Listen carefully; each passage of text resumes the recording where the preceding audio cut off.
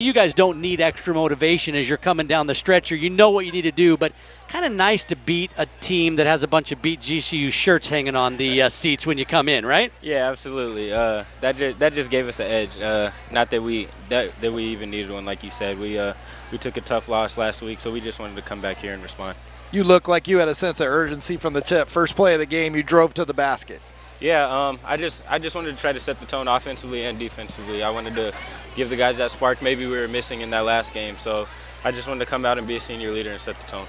Well, you set the tone, 9 points in that first half. You kind of been more of a second half type of guy. Well, you needed to be both, and you made 5 of 6 free throws in that second half to really ice this game. Yeah, I just tried to sustain throughout the whole game. That's a good team, and they got good players, and they responded every time we went on a run. So compliments to them, but compliments to us for continuing to just stay through it throughout the whole game.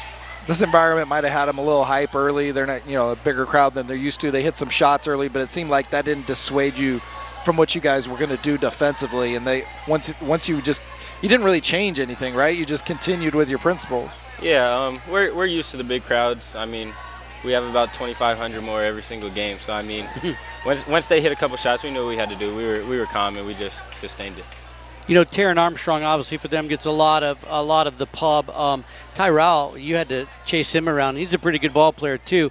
But the defense you guys put on, they shot over 40% the first half, but not even close in the second half. Yeah, we knew what we did. We made some mistakes early on. We gave them about four threes early on in the game, and that was on me and Javon personally. So we know what we got to do leadership-wise defensively. We can't just do it on the offensive end. So we got to set the tone defensively as well.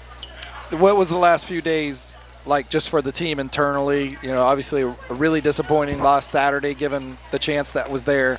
What did you guys talk about?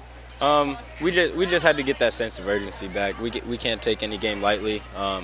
Every game on the schedule has the same meaning, so we just got to go out and be prepared every single day.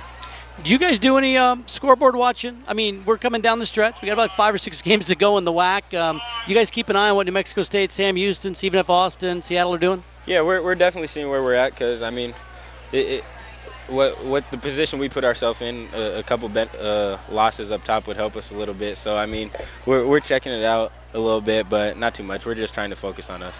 You got to be kind of hyped for your first home New Mexico State game. You've seen what the environment was like on the road in this rivalry, and bringing it to GCU and having your usual 7,000 go up an octave. Yeah, I'm pretty excited. I've been to one of the games when I was younger, watching Carlos Johnson and guys like that. So I mean, just seeing the environment and how much the game means to the community, we just want to go out there and get that win.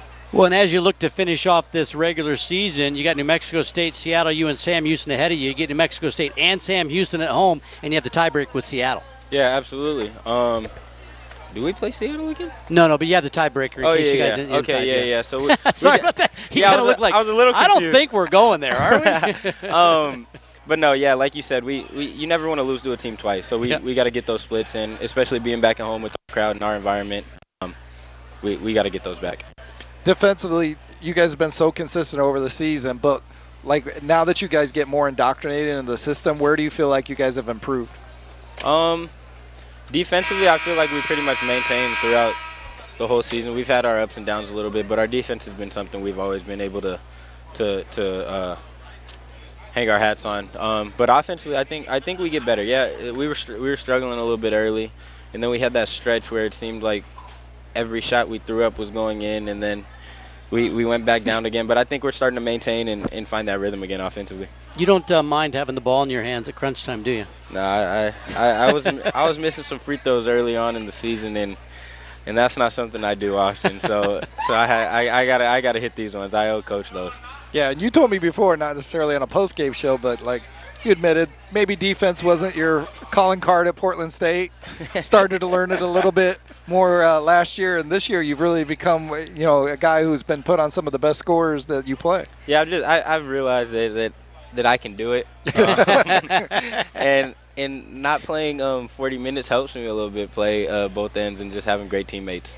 Hey, Holland, congrats on the victory. We'll see you back at the arena on Saturday night. Yes, sir. See you guys then. That's Holland Woods, the second, with his thoughts after this game.